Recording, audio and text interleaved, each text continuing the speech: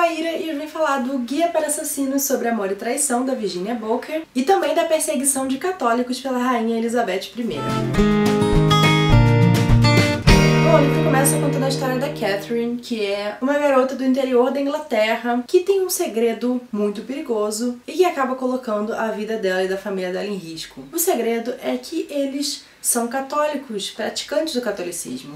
E naquela época isso era ilegal na Inglaterra. Depois que guardas reais invadem a casa dela e descobrem que ali de fato eram feitas missas, o pai dela, numa disputa com os dos homens, acaba sendo ferido e morrendo. A Catherine consegue se esconder por sorte e não é encontrada, mas então ela passa a ser perseguida pela coroa. Ela consegue fugir com o garoto do estábulo e vai para Londres, mas não antes de encontrar uma carta do pai comprovando que ele fazia parte de um plot para tentar matar a Rainha Elizabeth para substituí-la por outra rainha católica. Em paralelo, nós temos Toby, que é um garoto que aprendeu desde cedo a falsificar documentos e aos poucos ele foi treinado para ser realmente um espião. Então o principal trabalho dele é encontrar esses possíveis traidores através dessa rede de cartas e de comunicação. Ele descobre que existe então um plot para matar a rainha. Junto com Carrie, que é meio o chefe dele, eles sugerem que se faça uma peça com Shakespeare especial para a rainha, porque seria a oportunidade perfeita para um assassino vir atacar, mas eles estariam preparados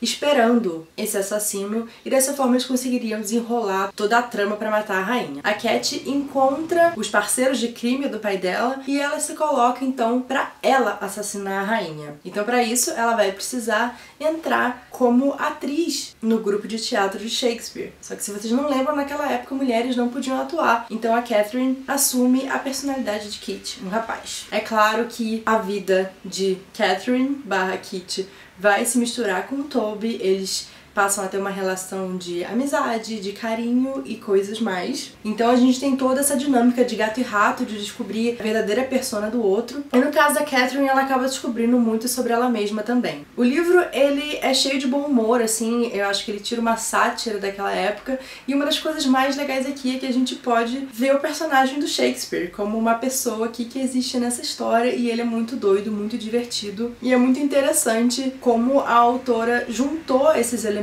da personalidade de Shakespeare, do que ele escrevia, como uma pessoa ativa aqui nessa história. Se você não é doido da história da realeza britânica como eu achei legal trazer um pouco de contexto para vocês entenderem o que estava acontecendo naquele tempo e como muitas vezes a gente vê a religião católica como a religião majoritária, principalmente, né, ao longo da história, aqui no Brasil também. É curioso a gente imaginar que naquela época eles foram perseguidos na Inglaterra. Isso porque existem vários pequenos fatores aí na história da Inglaterra e na ascensão. Vocês devem lembrar do rei Henrique VIII, que se casou e teve uma filha com Ana Bolena. Ana Bolena foi decapitada, mas sua filha sobrou, Elizabeth I. Mas antes de Elizabeth I ser coroada como rainha, a irmã dela, Mary I, que era católica, reinou também. E a Mary meio que obrigou todo mundo na Inglaterra a ser católico. Isso fez com que pessoas de outras religiões fossem afugentadas do país, e ela era realmente uma rainha bem fervorosa em relação a isso. Quando ela morreu, ela ficou doente e morreu, não lembro exatamente qual foi a doença dela. A próxima na linha de sucessão ao trono era Elizabeth. E isso já começou a ser questionado desde o início, porque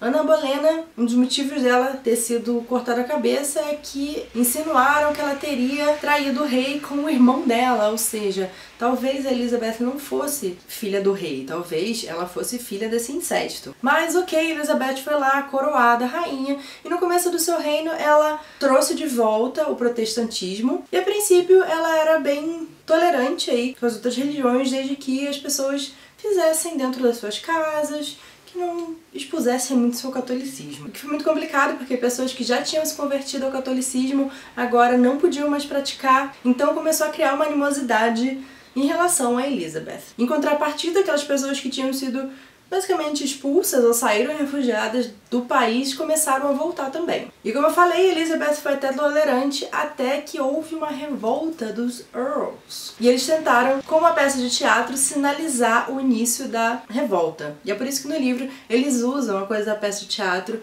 como uma oportunidade para o assassinato. A revolta, apesar de ter sido feita por várias pessoas, não deu certo. a Elizabeth continuou no trono, mas aí ela começou a ser mais dura com as regras em relação ao catolicismo. No início as pessoas pagavam multas se elas fossem encontradas praticando, depois elas podiam ser presas, em casos extremos até mortos. Lembrando aí que existe também toda a questão da rainha Elizabeth contra a rainha Mary Stuart, que era a prima dela, era católica.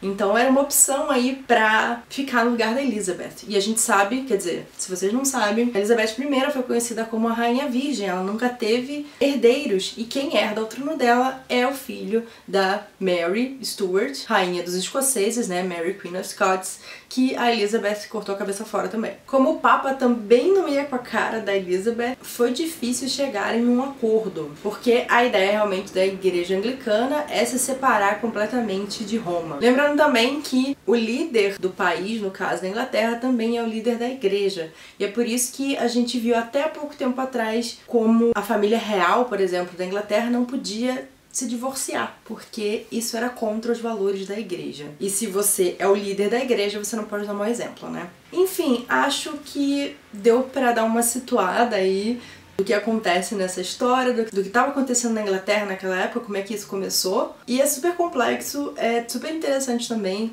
Tem alguns filmes que retratam de forma um pouco romantizada, mas que vão te dar uma noção assim do que estava acontecendo na época, se você levar em conta os fatos históricos.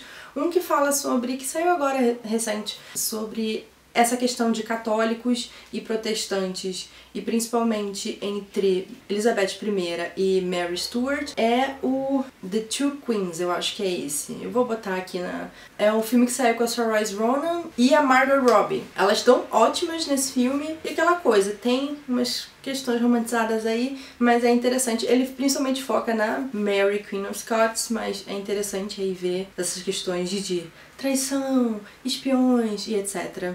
Bem legal. E bom, gente, foi isso. Eu espero que vocês tenham gostado. Eu adoro fazer esse tipo de vídeo no canal, falar um pouco mais sobre contexto histórico, do que se passa nos livros que eu leio. Tem vídeo falando sobre o Diário de Nisha e a partição da Índia. Tem o Ódio que Fiz Esse E-mail falando sobre Black Lives Matter e os Panteras Negras.